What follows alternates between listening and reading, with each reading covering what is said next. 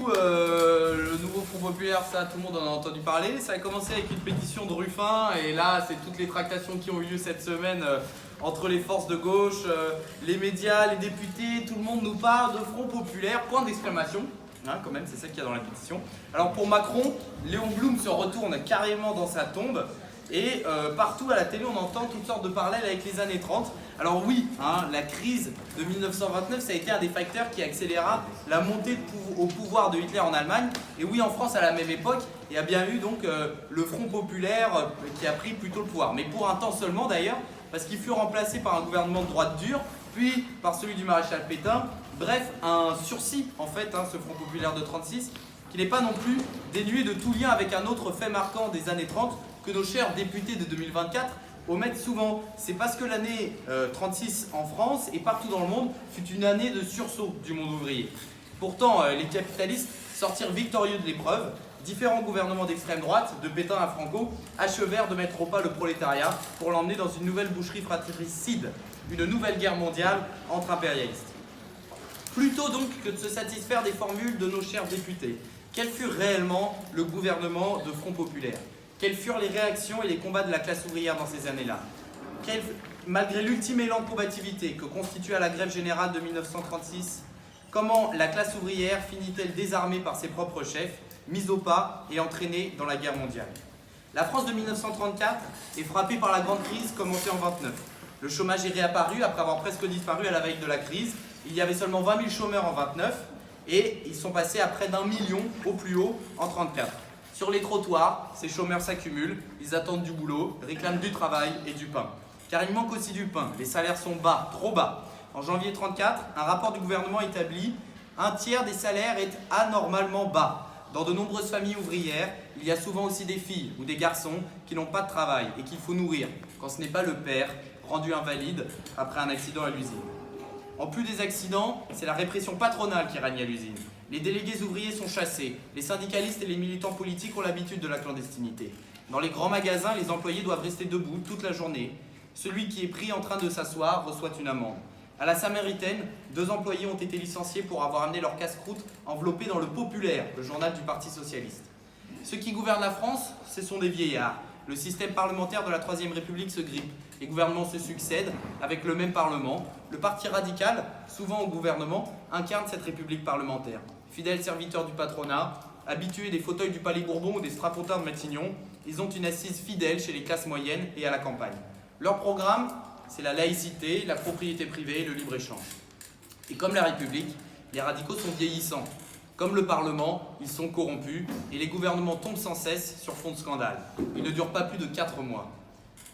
Si 1936 fut une année de regain de combativité ouvrière dans le monde, le début des années 30 commençait plutôt mal pour la classe ouvrière partout en Europe. En 1933, le nazisme avait vaincu, Hitler au pouvoir a commencé à détruire les partis communistes et social-démocrates allemands. Ces partis, qui étaient les plus grands d'Europe, remplis de militants qui avaient connu insurrection, révolution avortée et clandestinité, tombaient sous le coup de la réaction fasciste. Pour venir à bout de la classe ouvrière allemande, le grand capital avait dû subventionner des troupes supplétives de petits bourgeois, déchaînés contre le prolétariat et ses organisations, qu'il trouva sous la forme des chemises brunes de Hitler. Le Parti communiste allemand, appliquant la politique de Staline, n'avait aucune direction révolutionnaire capable de résister à la prise du pouvoir de Hitler. Staline, justement, plutôt qu'une direction forgée dans les nombreuses luttes des années 20 en Allemagne, avait placé des bureaucrates pour appliquer chacun de ces brusques zigzags qu'imposent les intérêts de la bureaucratie d'URSS.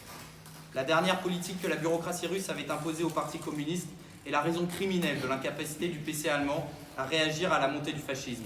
C'est la politique classe contre classe qui faisait dire aux chefs des PC que les anciens partis socialistes sont des frères jumeaux du fascisme. Rien ne les distinguerait, ce qui légitimait la politique ultra-sectaire du PC, tout en minimisant le danger mortel représenté par Hitler pour la classe ouvrière. Puis en Autriche, en février 1934, un nouvel avertissement retentit lorsque le dictateur Dollfuss écrasa la résistance ouvrière pour instaurer un régime de type fasciste.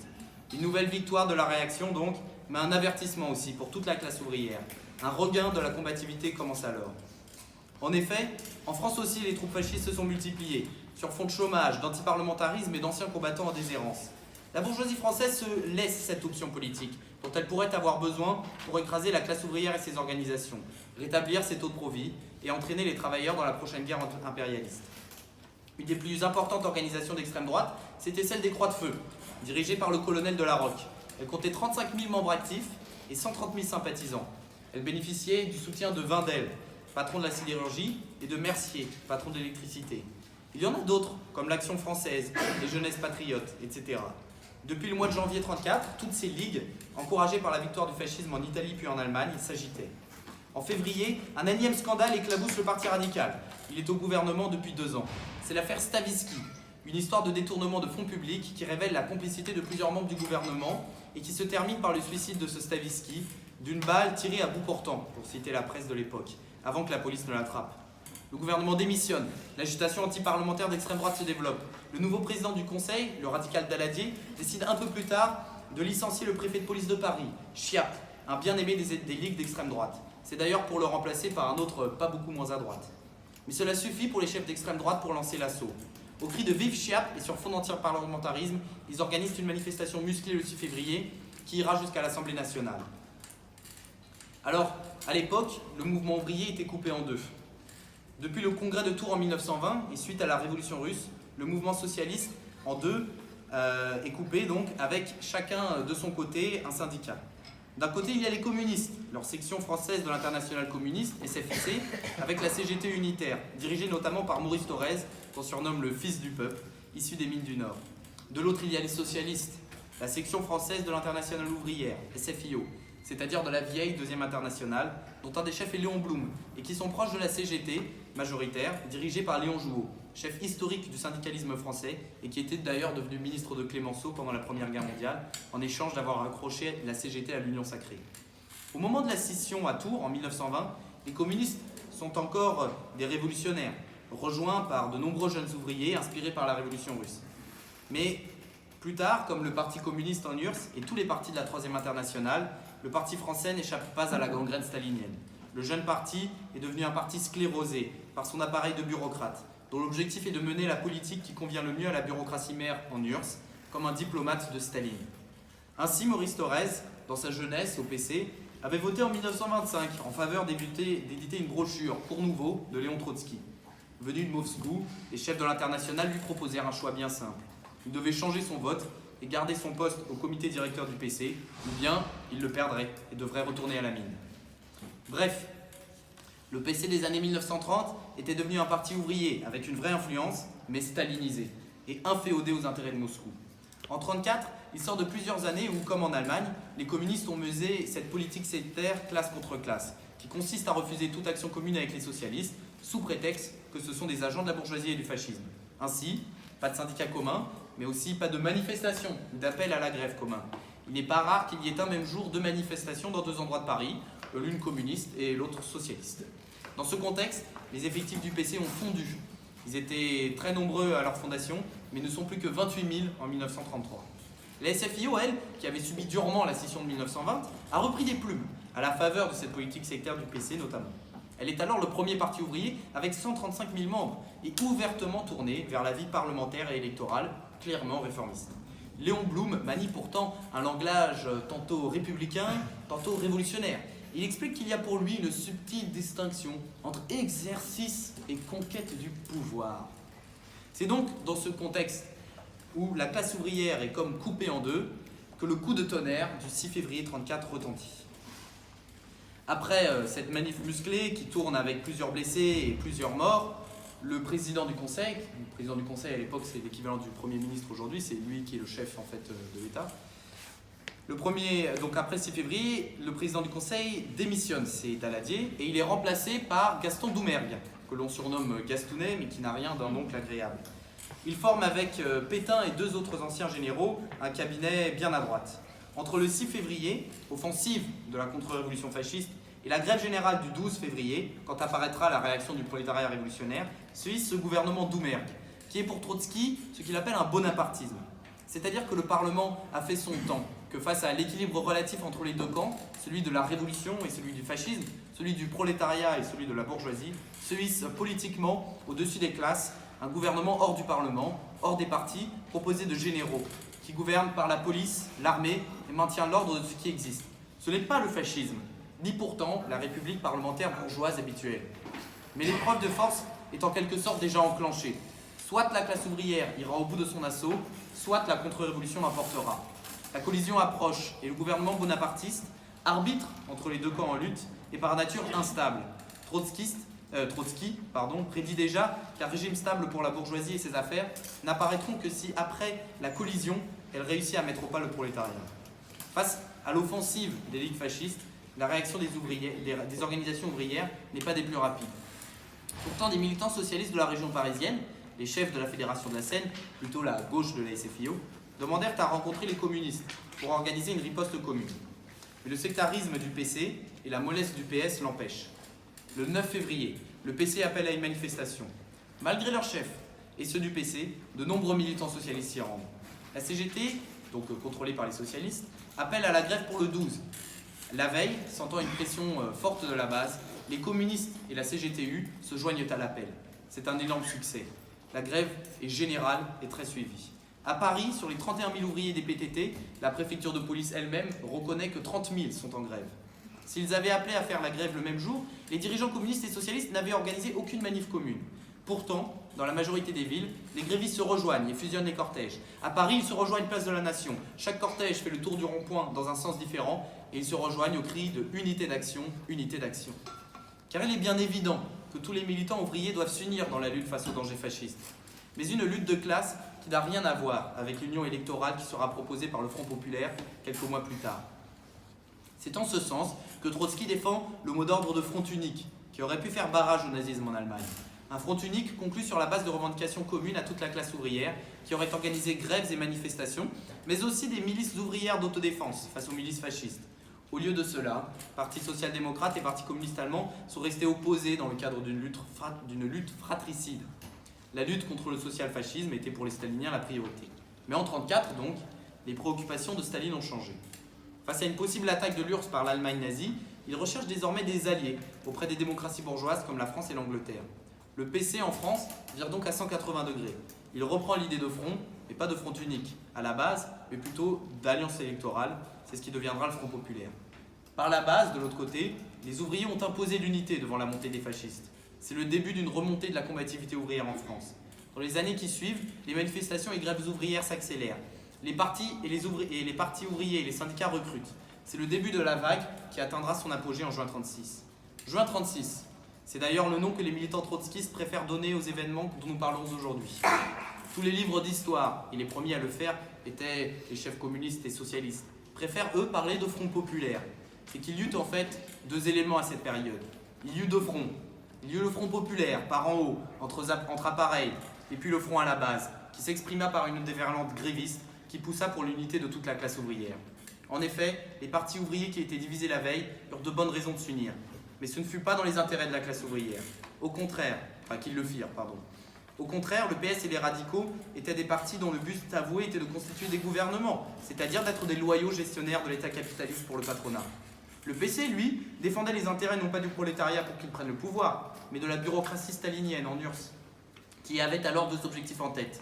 Déjà, elle craignait une révolution quelque part dans le monde, qui aurait pu réveiller les ardeurs de la classe ouvrière russe et menacerait son pouvoir précaire.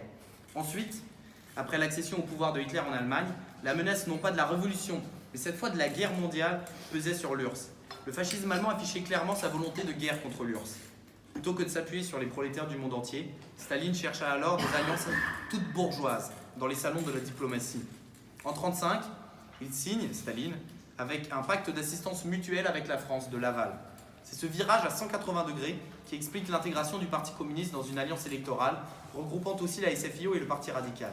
Lors d'un meeting commun, tous jurent de rester unis pour défendre la démocratie.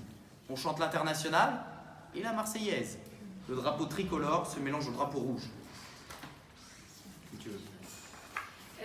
on voit que en fait, le programme du Front populaire, il est calqué sur le programme des plus radicaux, qui sont donc en fait les plus à droite.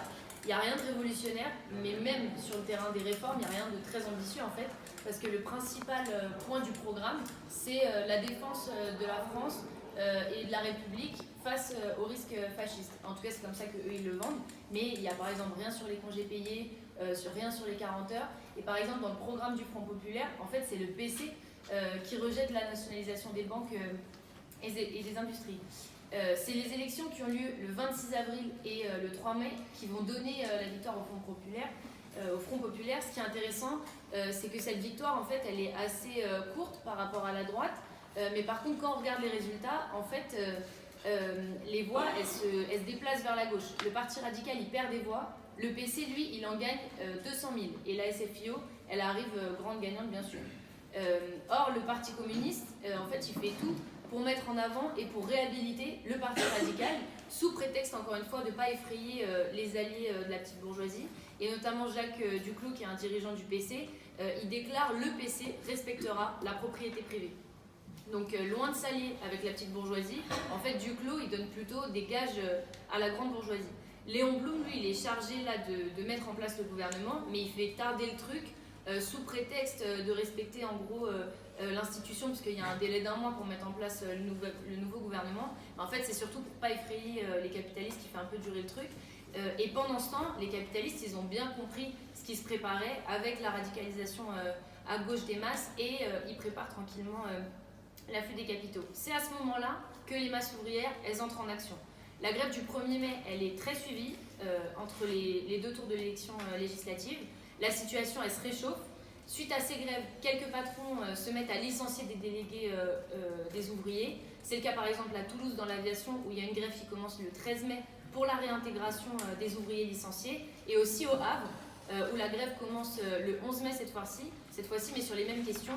Et là, c'est dans l'usine d'aviation Breguet. Le cas de l'usine Breguet, ce qui est intéressant, c'est qu'on y voit l'intervention décisive d'un militant syndical un peu radical, le secrétaire du syndicat local des métaux. Et ce qu'on voit, c'est qu'en fait, il a minutieusement organisé l'occupation de l'usine et la défense de l'usine. Et par exemple, ça c'est trop stylé, quand la direction elle veut faire intervenir la police, les flics ils arrivent, ils sont 250, ils entrent dans l'usine et là ils tombent sur 300 ouvriers qui sont armés de gourdins, qui se sont mis autour du dernier prototype d'hydravion qu'il y a dans l'usine, et les ouvriers ils disent si les flics interviennent, on détruit le prototype d'hydravion. Donc évidemment là c'est la panique et les patrons ils sont en mode bon ok les flics barrez-vous là c'est la merde et tout. Donc c'est pour vous donner un peu l'exemple du truc. Le 14, les ouvriers de bloc à Courbevoie, ils entrent eux aussi en grève et ils occupent leur usine sur cette question aussi là, des licenciements. En 24 heures, chacune de ces grèves sur la réintégration elle est quasi victorieuse.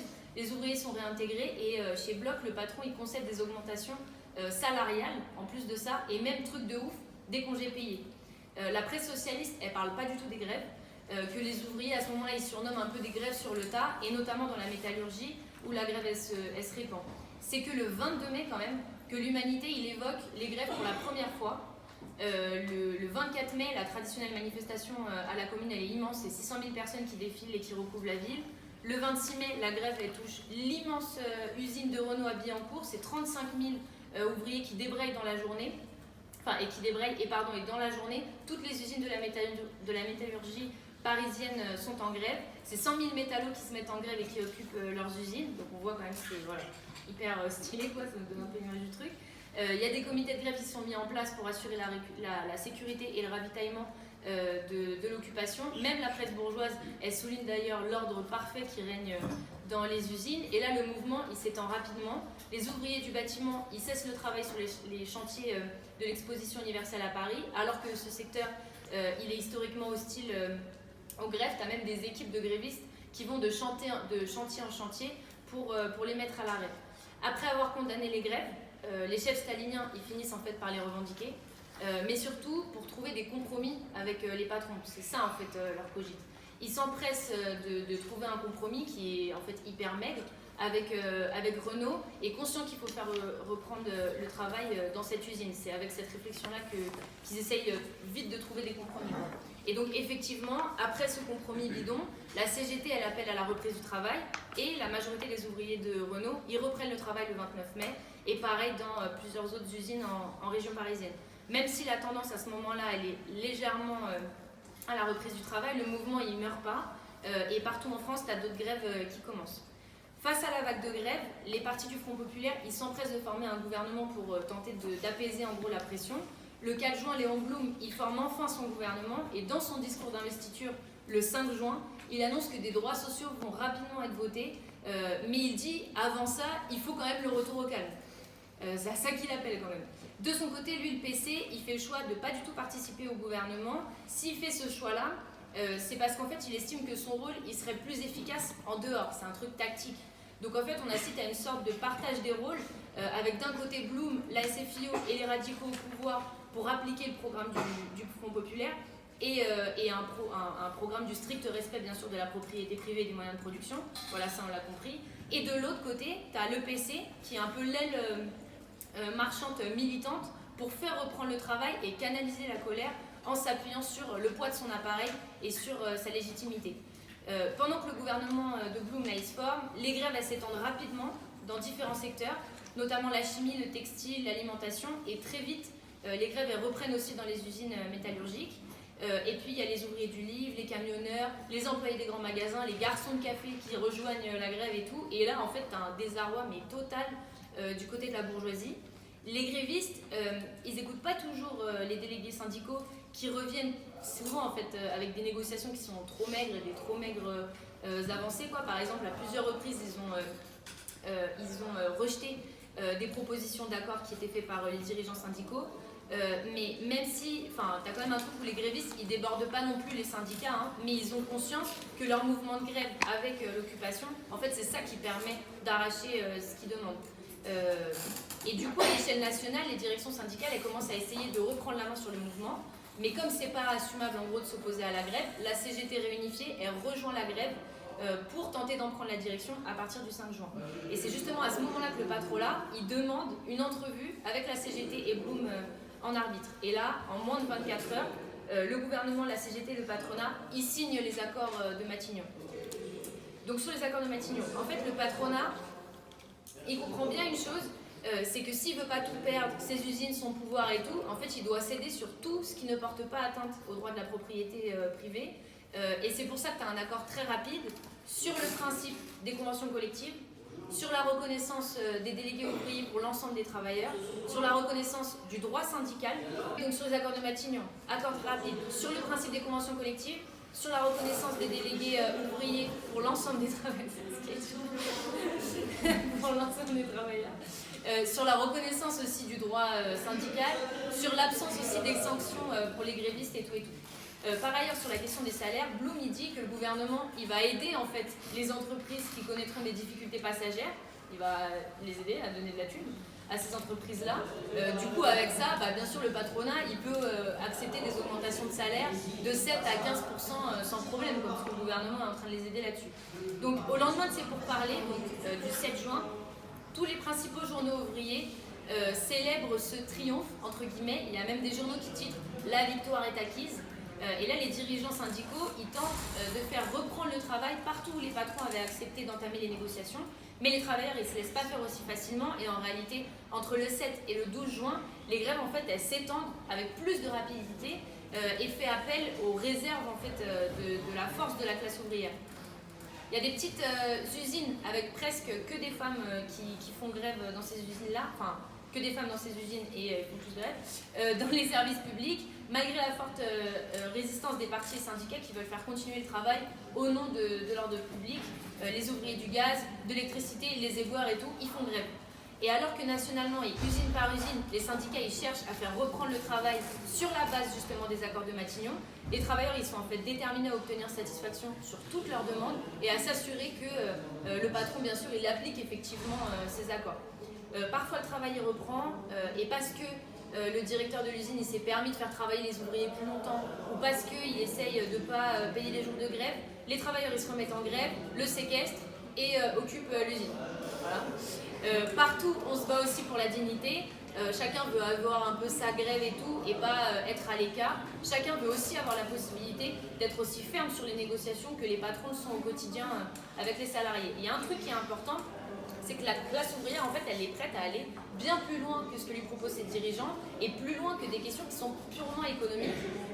Dans certaines usines occupées, parfois, on parle même d'une révolution, et il y a ce truc un peu de dire tout est possible, ça c'est une phrase, tout est possible. À partir de là, Blum, il s'affole aussi de ouf.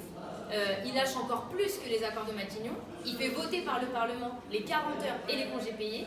Ce qui est intéressant à noter, c'est que toute la classe politique, elle est affolée, à tel point que, par exemple, sur les congés payés, le texte, il est adopté à 563 voix contre une. Vous voyez le truc? Ouais, Simer. Les 40 heures, qui est quand même la mesure totalement décriée par le patronat et adoptée par 408 voix contre 160, alors que pour le patronat, lâcher les 40 heures, c'est chaud quoi. En juin 36, la bourgeoisie, en fait, elle a beaucoup lâché parce qu'elle a peur de tout perdre. Lorsque le gouvernement il se demande s'il va réprimer durement, c'est le patronat lui-même qui demande à ne pas saisir l'armée, craignant justement d'élever le conflit et de susciter une réaction encore plus forte des ouvriers. Le 11 juin, Torres il organise un meeting où il convoque tous les responsables du PC, etc. Et c'est là qu'il prononce sa fameuse citation « Il faut savoir arrêter une grève ». Une phrase d'ailleurs qui est célèbre, qui a été reprise par Hollande, lui-même la candidat du nouveau Front Populaire d'ailleurs, tiens donc. Et aussi par des éditorialistes de CNews et tout. En entier, la citation, elle est encore pire, je la fais parce que c'est un peu mythique là. La citation, c'est « Nous n'avons pas encore, avec nous, derrière nous, décidé comme nous, jusqu'au bout de toute la population des campagnes, nous ne risquerons même, en certains cas, de nous aligner quelques sympathies des couches de la bourgeoisie, pas la petite bourgeoisie, et des paysans de France. Alors, il faut savoir terminer une grève dès que satisfaction est obtenue. Il faut même consentir au compromis si toutes les revendications n'ont pas encore été acceptées, même si nous avons obtenu la victoire sur la plus essentielle des revendications, tout n'est pas possible. C'est ça la citation en entier, on voit bien le truc.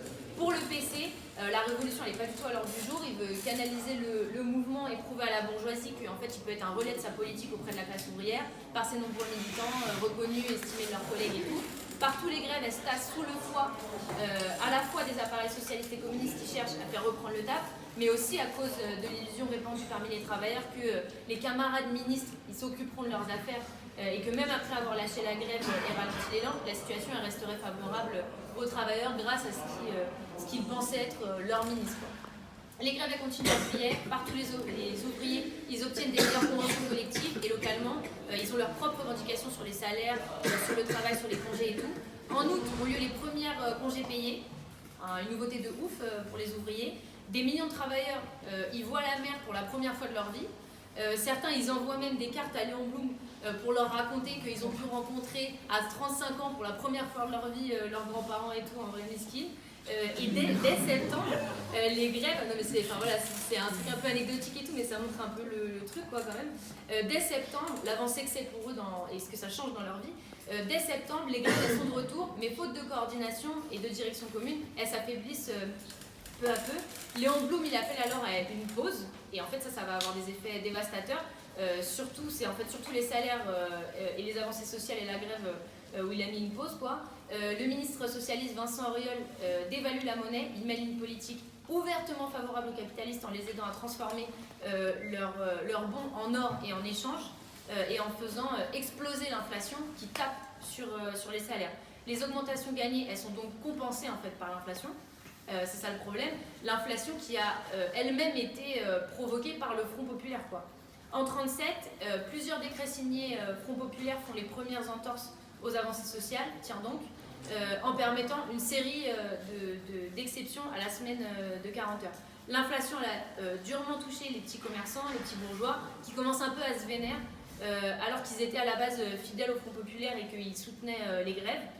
Et donc sous prétexte de la pause et d'une relative impopularité, Léon Blum il démissionne de son poste de chef du gouvernement pour laisser les radicaux, donc les plus à droite, reprendre la main au gouvernement.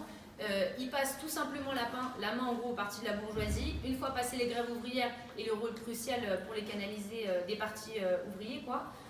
En 1937, Camille Chotan, radical donc, devient chef du gouvernement, allié aux socialistes et avec le soutien des staliniens. Puis ce gouvernement, en 1938, il tombe à son tour. Les radicaux se maintiennent en alliance avec la droite dure et conservatrice et mettent Daladier, le radical qui avait scellé l'alliance Front Populaire, à la tête du gouvernement. Donc Daladier s'appuie sur la droite pour faire sa déclaration d'entrée au pouvoir et il raconte qu'il faut remettre la France au travail.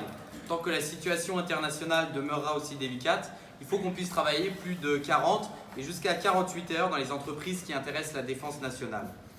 Le 12 novembre 1938, c'est donc son ministre libéral des Finances, Paul Reynaud, qui prend les premiers décrets-lois qui reviennent fortement sur les conquêtes sociales de juin 1936. Ces décrets-lois prévoient notamment la fin de la semaine de 5 jours, le rétablissement du travail aux pièces. Ils interdisent aussi de donner un mandat délégué aux ouvriers étrangers. Notons quand même que ce point fut repris par la loi du communiste Ambroise Croizat en 1946 et qu'il est toujours en vigueur. Face à cette déclaration de guerre à la classe ouvrière, un dernier sursaut a lieu. Plusieurs grèves commencent. À Renault-Billancourt, le 24 au soir, 15 000 ouvriers occupent l'usine. Et contrairement à juin 1936, cette fois-ci, le patronat réclame l'intervention et les pouvoirs publics vont faire dégager l'usine. La police et les gendarmes utilisent des gaz lacrymogènes depuis les toits pour la première fois en France. C'est pas la première fois tout court puisque l'expérimentation avait déjà été faite dans les mines de Belgique. Et à ce moment-là, même jusque dans les aérations, les bouches d'aération de l'usine ont fait usage de gaz lacrymogène. Les ateliers sont vidés de manière très violente par les policiers et l'opération qui commence à 20h30 se termine à 2h. L'usine est vide, mais des centaines d'ouvriers sont arrêtés, humiliés, en sang au sol, enfermés et emprisonnés. Ensuite, au même moment donc, se réunit le congrès de la CGT. Il se clôt le 17 novembre, poussé par l'ambiance qui apparaît déjà dans le pays et contraint d'envisager la protestation. La CGT appelle donc à la grève, mais seulement pour le 30 novembre. Et le PC explique non, le travail reprendra bien le 1er décembre en règle. L'objectif de la grève générale n'est pas de bouleverser le pays. En fait, la grève du 30 novembre est presque un échec. Les transports publics en particulier ont fonctionné du fait de la réquisition. En appelant au 30 novembre, la CGT a donné 5 jours au patronat pour se préparer, à coup de réquisitions, de menaces, de mesures répressives. C'est ainsi le patronat a pu limiter la grève en isoler certains secteurs.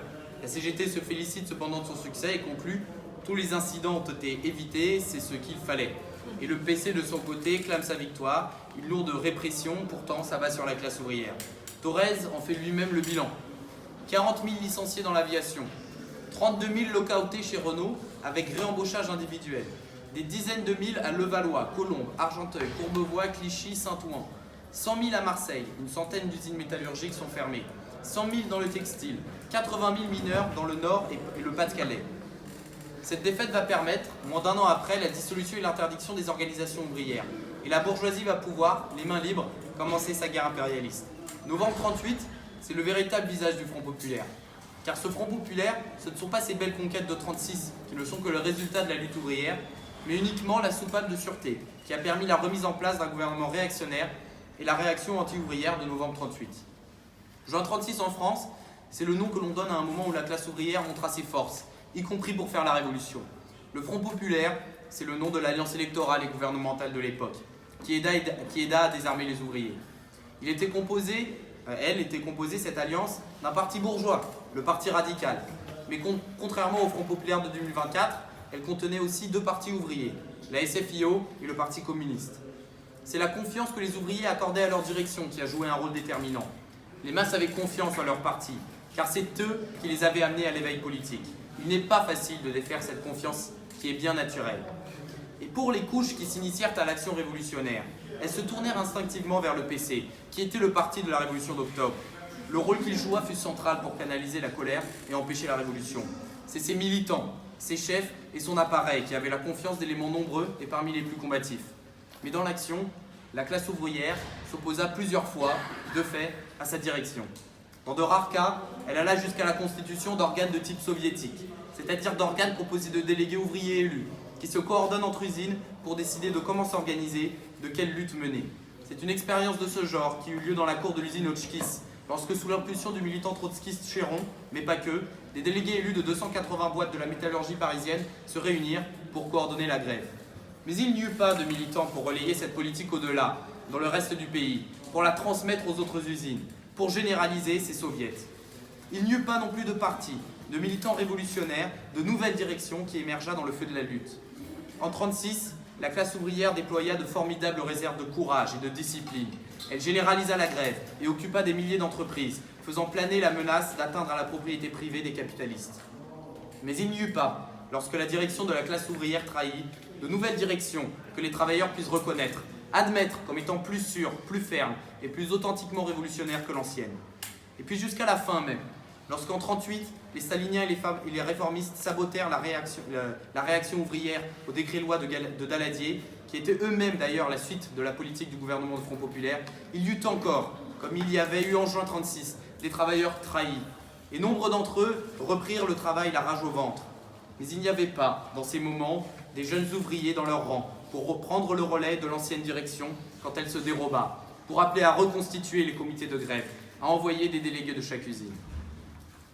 Je te laisse terminer, Coff. Ouais, juste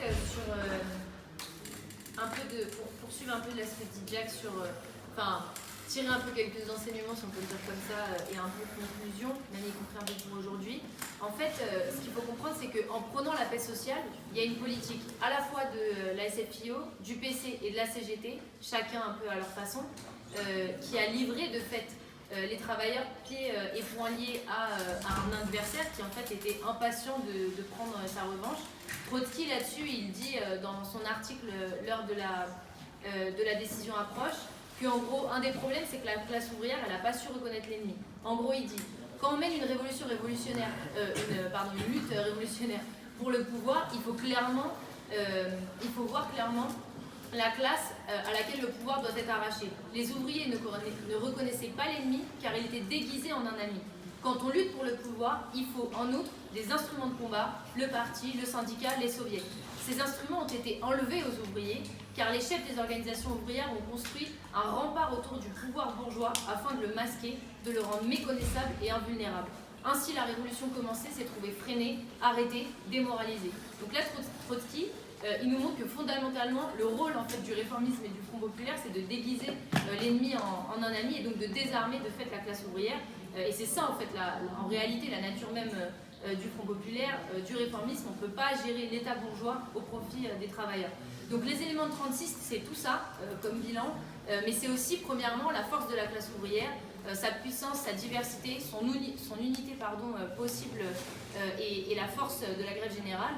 36, c'est bien sûr étudier l'impasse du Front populaire, mais ça doit aussi nous permettre de nous poser une question, c'est quoi en fait la grève générale dont on parle tant? Quelle est la différence entre une grève large, une grève plus ou moins massive ou une grève générale? Bien sûr, on ne peut pas donner une réponse qui est quantitative, on ne peut pas dire une grève générale, c'est à partir de tel nombre de jours de grève, de nombre de manifestants, du taux de grève dans les usines et tout. Mais par contre, il y a des caractéristiques qu'on peut dégager, et notamment avec l'exemple de 36, je fais rapide. D'abord, il y a un caractère qui est largement interprofessionnel, c'est-à-dire c'est à la fois des grèves interpro, là, comme on l'a vu en 36, mais c'est aussi une politique consciente d'interprofessionnel dans ses objectifs politiques, quoi. Autre caractéristique, c'est que dans toutes les grèves spécifiques, il y a évidemment des revendications et des objectifs qui sont très proches, très communs, les 40 heures, les salaires, les droits syndicaux, etc. Et il y a aussi le fait qu'il y a des méthodes de lutte qui sont communes, les occupations et tout. Le deuxième élément, c'est que ce mouvement de grévistes, c'est un processus de constitution en fait, du prolétariat en classe pour soi, c'est-à-dire c'est le moment où les travailleurs, avec une telle massivité et simultanéité des luttes, se rendent compte de ce que c'est en fait leurs propres intérêts en tant que classe, ce que c'est la composition, la dynamique, l'intérêt de leur classe, etc. Et que en fait ça se passe dans une dynamique d'affrontement global entre les classes. En gros, c'est comprendre que le mouvement de grève, il oppose pas juste un secteur de la bourgeoisie à un secteur des travailleurs, et que c'est une dynamique d'affrontement global. Bien sûr, un autre bilan que je ne vais pas pouvoir développer, c'est que 36, il y a une révolution manquée, comme on dit, parce qu'on a manqué d'un parti et d'une direction révolutionnaire, c'est ce que disait Jack. Et donc pour conclure, en gros, je pense qu'il faut retenir vraiment très important, c'est que le Front populaire, en fait, c'est le nom que le PC il donne lui-même à l'échelle internationale, parce qu'on a l'impression des fois que c'est un peu franco-français, le Front populaire et tout, c'est une politique internationale du PC qui est menée en fait par l'international communiste à partir des années 34-35 en France, mais aussi en Espagne, aux États-Unis et tout. En fait, le PC il cesse tout à fait d'être révolutionnaire. Et la politique qu'il adopte, c'est du côté de l'ordre bourgeois, et c'est ça le Front populaire, c'est une alliance des réformistes pour contenir cette montée révolutionnaire, c'est une réponse à la montée révolutionnaire. De son côté, la bourgeoisie, elle a deux solutions face à cette montée révolutionnaire, c'est le Front populaire ou le fascisme. C'est-à-dire c'est l'intégration ou alors c'est l'écrasement. Et de fait, il y a une convergence d'intérêts entre la majorité de la bourgeoisie et le PC. les deux intérêts qui partent, enfin les intérêts un peu convergents, c'est quoi? La bourgeoisie a dit ok, on va contenir Hitler, vous inquiétez pas, parce que c'est l'ennemi commun. Hitler, on va le contenir, mais par contre en échange vous étranglez cette montée révolutionnaire SVP. Et la bourgeoisie, par ailleurs, en voyant que le Front populaire, suite à tout ce qu'on disait, en fait ça marche pas et que là ils sont dans une situation où ils doivent rétablir en fait la situation mondiale et les profits, ils se disent bon bah solution plus radicale maintenant, on va devoir passer à l'écrasement là. Et face à ça, le Front populaire il dit quoi? Il dit ok. Les députés, ils permettent en tout cas le pouvoir à Pétain. C'est ça en fait le truc. Donc ça nous permet de comprendre quand même 2-3 trucs sur la situation actuelle, sur en quoi le Front populaire c'est pas du tout un barrage à l'extrême droite, en quoi ça peut permettre en fait de paver la voie au contraire même à l'extrême droite et lui permettre de grossir, d'exister, enfin voilà. La différence avec aujourd'hui, je termine là-dessus, c'est que aujourd'hui il n'y a pas de montée révolutionnaire, contrairement à 36, mais il y a un danger d'explosion sociale. Donc en fait là aujourd'hui c'est surtout un étouffement préventif qu'on connaît, mais ce qu'il y a de commun c'est la politique d'intégration institutionnelle. Autre différence, c'est que comme il n'y a pas de montée révolutionnaire, la bourgeoisie elle n'a pas besoin du fascisme, et on le voit aujourd'hui, la montée de l'extrême droite telle qu'on la connaît, c'est pas la menace fasciste. À l'époque, quand tu dis menace fasciste, c'était vraiment le cas quoi. Et d'ailleurs, même s'il y a une confusion chez des gens, pour une partie, c'est quand même compris quoi. Y compris, ça c'est un truc, je pense, c'est assez intéressant de le voir comme ça, c'est que ça laisse plus de place aux solutions institutionnelles, puisque aujourd'hui c'est compris que c'est pas le fascisme. Donc tu dis c'est pas le fascisme, ça laisse quand même un peu plus de terrain pour que les idées institutionnelles elles fassent un peu écho quoi. Voilà, et le dernier truc, c'est évident, mais on va mieux en le disant comme on dit, et je termine là-dessus. Si tu remets pas en cause la politique du patronat, tu peux être aussi radical que tu veux. En fait, tu mèneras dans le fond toujours une politique au service des patrons. Par exemple, aujourd'hui, là, le Front populaire, c'est toutes les positions, on aura le temps d'en discuter au plénier, sur le Hamas, sur les sans-papiers, l'OTAN, mais aussi l'Ukraine, et y compris, ça, c'est des trucs qui auront des conséquences très concrètes, plus ou moins immédiates pour la classe ouvrière et la jeunesse en France. Voilà.